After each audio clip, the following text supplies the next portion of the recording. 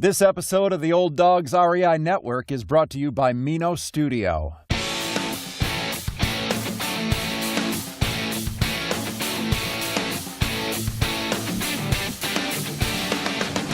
Welcome to the Old Dogs REI Network, where cash flow is king. Real estate investing, the means, so you can enjoy your retirement dreams. This is the show where we cut right to the chase. No sales pitch, no long monologues, just simple how-to real estate investing advice, so you can earn the passive income you need to enjoy your retirement today. And now, your host and chief old dog, Bill Manassero. Hello, old dogs, and welcome to Fun Facts Friday. This is our once-a-week, only on Friday show, where we have special episodes not featuring guests, where I will share tricks, tips, terminology, and techniques that will help skyrocket you to real estate investing success. Today's topic is 10 best steps to prepare for a market correction. I know it sounds kind of like a boring title there, but actually there's some good stuff here. But before we get started, I want to make a couple of quick announcements as usual. First, I want to just wish you all well. I hope things are going well for you and your real estate investing endeavors out there. I'm hearing great stories from folks that are just crushing it out there. So keep up the great work. Hey, if you ever need any help with anything, just dash off an email to me. I'd love to help you out any way I can. Just quick reminders here. Don't forget about our really cool contest. I know we haven't announced like the grand prize or anything yet, but we do have a great gift there for those potential podcasters out there that Mino Studios, who produces our show, is going to offer here. It was a great prize, an opportunity to do your pilot episode for free. That's right, if you want to ever do a podcast. So that's one of the things. We've got some other cool things in there too. You just have to stay tuned, okay? Some quick updates on what's going on in my little universe here. We are just, I think I had mentioned in the past, we're really upgrading a lot of our properties. I'm sort of pouring in investment funds right now to get them all up to par and in good operating condition, so that we can, one, be able to get maximum rents. At the same time, we're looking at, again, trying to prepare for the time ahead. Again, we're talking about a market correction, that we don't have to worry about those types of things during that time when funds may be tight. Also, I'm looking at some really interesting things in terms of aligning with special needs housing, and I'll be talking about that as it comes up a little bit later too. Also considering adding another Airbnb unit, maybe something we will do in the process of these upgrades. Some of the things that we're also dealing with is older building challenges. Now, those of you out there that have buildings that are definitely older than 40, 50 years, our 22 unit was built in 1925. So we had to do a lot of things when we came in there. One of the key things we did, and I think one of the best decisions, was to convert the boiler heating system to all electric baseboard type heating in each unit. Of course, our tenants pay electrical, and so we also had gas stoves, replaced them with electric stoves, and that really helped a lot in terms of boosting our bottom line by reducing expenses. One of the weird things, though, that we're dealing with, and hey, I'm always open to great advice here, especially if you're an indie and you have dealt with this same kind of issue, is bugs and mice. Okay, so these older buildings with the basements and things like that, they tend to have sort of seasonal just sort of upsurges here in those areas. So we have an exterminator that we have dealing with our building on a regular basis, but occasionally we'll have just some real boom, we got an issue there. So anybody that's mastered that area that may have an older building also, I'd love to hear your suggestions or how you're getting along in that area. Also, we went no smoking in this building a little while ago, and that has been a great choice. Not only did the building just reek, but it also has just created a different environment in there, and that has helped us a lot. Also, it does help to have the enforcement side can be tough if you don't have an on-site manager. Our house mom helps there too to kind of help reinforce that. We have outside on our porch areas little ashtrays and stuff, and to try to make that a little bit easier for folks. They can go outside and smoke if they want. Speaking about house mom, this has been a great choice, great decision in a lot of different ways. Showings, it's been great. A lot of times when you have a property manager, somebody wants to see the place late at night or on weekends, you can't always get somebody to show it. Because she lives there, it's been great. We've been able to also get some great tenants in as a result of it. And then she kind of goes the extra mile too, which is really great. And just had a new tenant move in, a teacher, real great tenant. It looks like she's going to be a good, hopefully longer term tenant. My house mom got a housewarming gift for her. She's an artist. She might have painted her little picture. So I don't know, or gave her one of her paintings. But some cool stuff happening there. It's also been real cost effective too, because I'm able to get some repairs and things done where I can deal directly with contractors and not have to pay sort of the add-on price there on my property manager, and also just if we can do it faster and more efficiently too. So there's been a lot of key benefits there. But anyway, let's jump into our show for today here. 10 best steps to prepare for a market correction. And I'm just going to let you know up front, this is sort of an overview, and it talks about it from a personal standpoint as well as an investor standpoint. But the signs are there.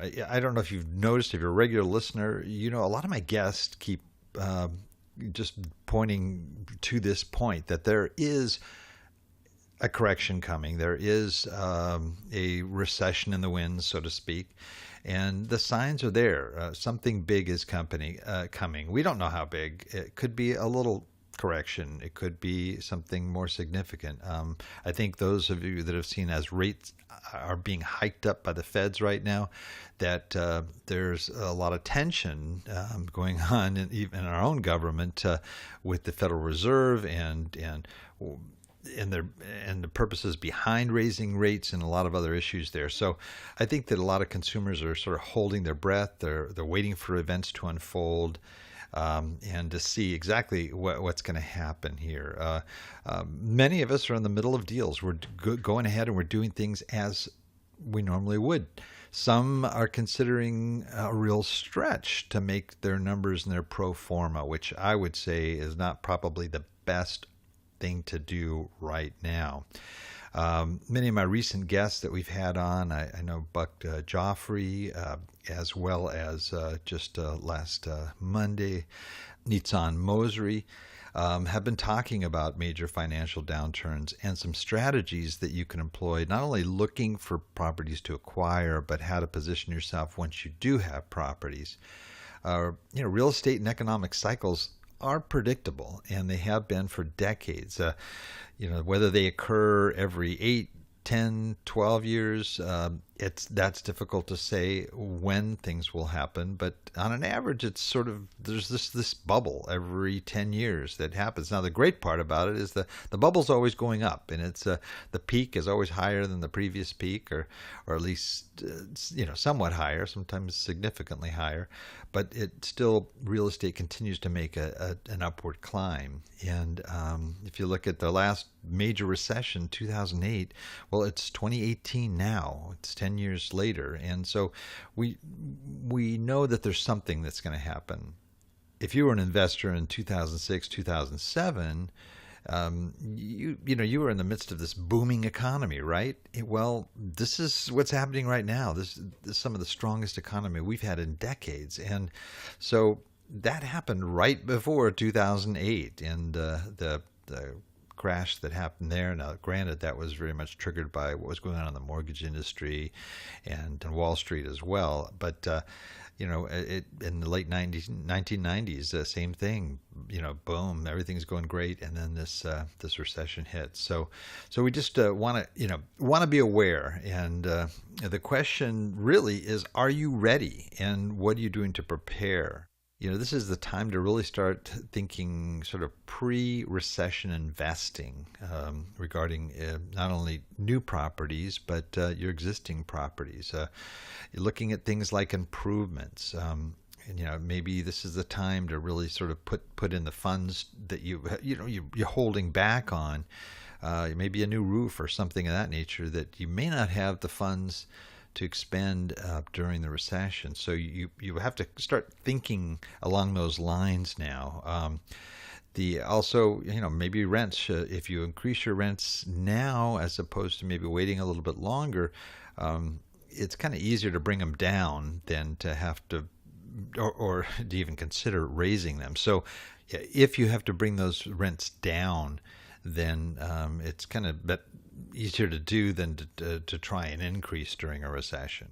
I'm just going to give you like 10 quick things here that I think will be helpful for you. Just general information that will be wise, not only for your real estate investing, but for your personal finances as well. The first thing is build a buffer. Now, this is smart just investing in general, but building up a cash reserve right now, I think is really key. I know some folks are selling, and they're not buying, and they're holding on to the funds that they have in anticipation of the recession, because that's the time that smart investors buy. And if you don't have the cash to buy, you miss out on some incredible opportunities there. So building up a cash reserve, not only to purchase new properties, but just for unexpected expenses. If you have to reduce rents, if you have to make some adjustments, you might have to pay down your mortgage a little bit or do some other things to adjust to what's going on during the recession. Having those funds, it's a smart idea. You should always have a 6-month reserve minimum to cover your costs, or at least cover your mortgage. But you should also think about having those funds in there to do things that you kind of have to do, not so much things that you want to do. Second, write a budget. Just create a budget. Most of us have budgets already, but you want to have one that you're really sticking to, and with the idea of building in that savings component in there. You want to do all you can to cut your expenses so that you can put more into savings at this time. So that's a smart move, having a good budget. How can I reduce expenses and so forth?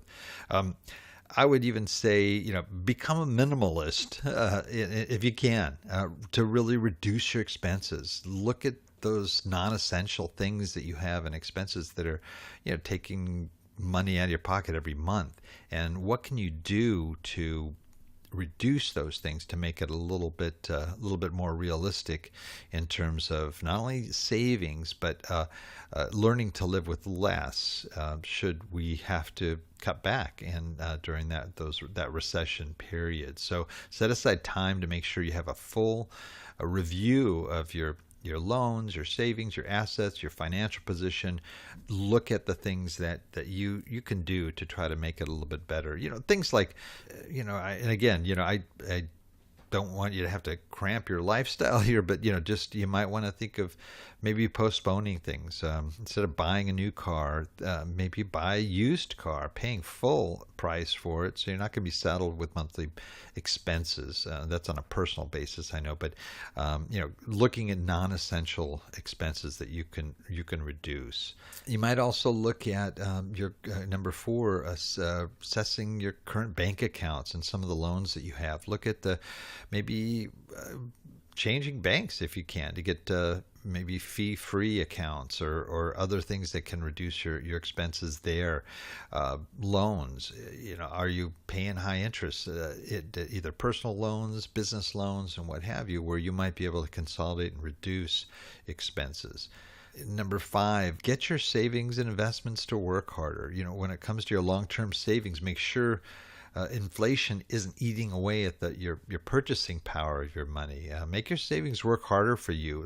Look at ways to sort of get interest on those unused funds that are sitting there, especially if you're building up that big nest egg we're talking about, to sort of hedge for those tougher times ahead, or to to purchase later on.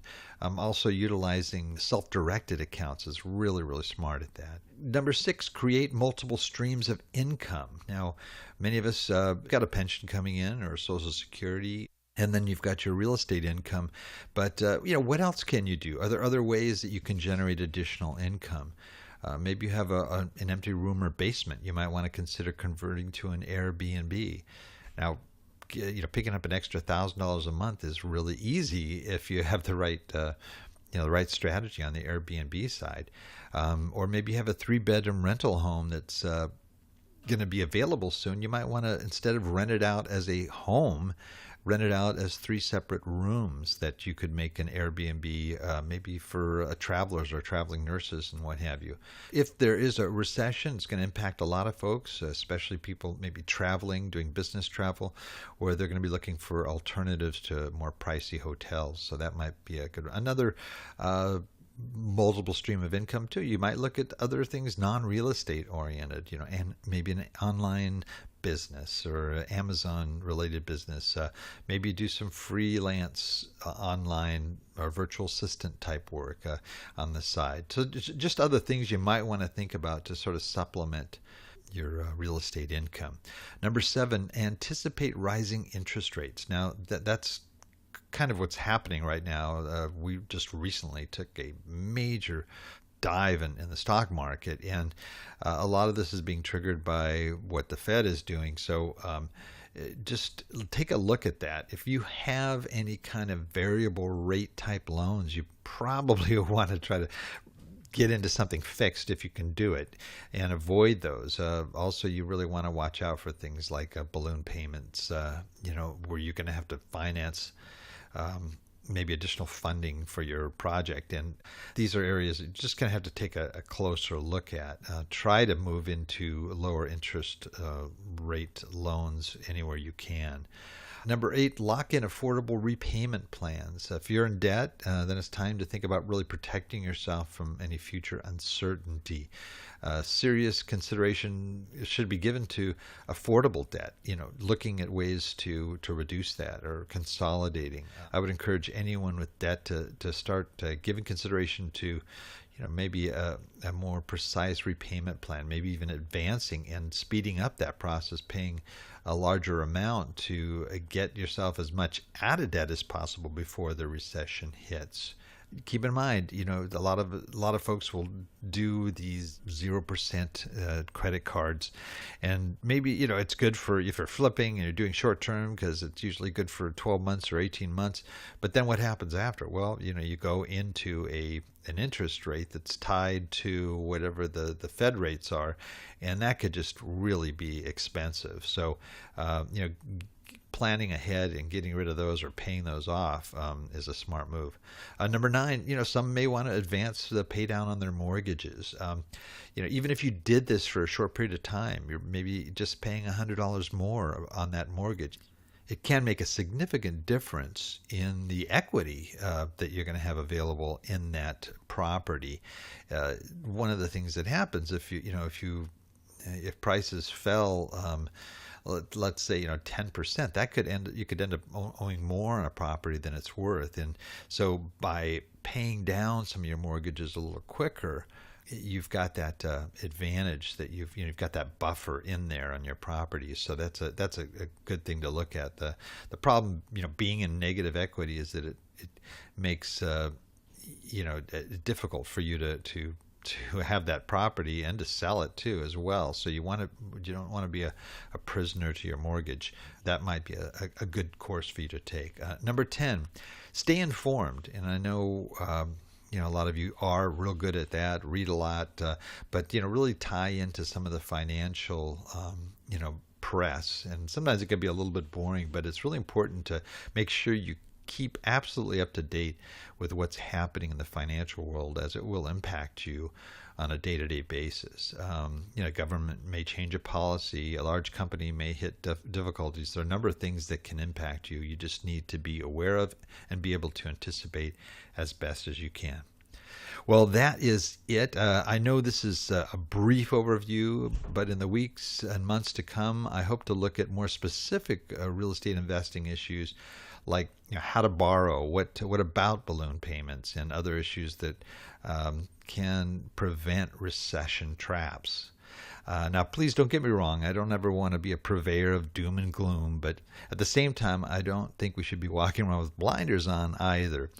There are and will be, market corrections. On Monday's show, Nitzan Mosri, as I mentioned, says that economic indicators point to a major shift in as soon as 18 to 24 months. And the question is, are you prepared? Being conservative with your finances will never hurt anything, believe me, and it can really help you if you're not only can survive a recession, but you can be poised to thrive. If you've got extra cash and you've done a good job of setting funds aside, you can buy properties and acquire properties during that time as well. Well, that's it for today. Please note, Old Dog listeners, everything presented here today, including any links, and I'm going to have some of these shows in here that we've talked about, some recession proofing strategies. They'll be accessible in our show notes on the Old Dogs website at olddogsreinetwork.com/blog. Look for the episode on 10 best steps to prepare for a market correction. So until next time, remember, cash flow is king and real estate investing the means. Thanks again for listening, and may God bless.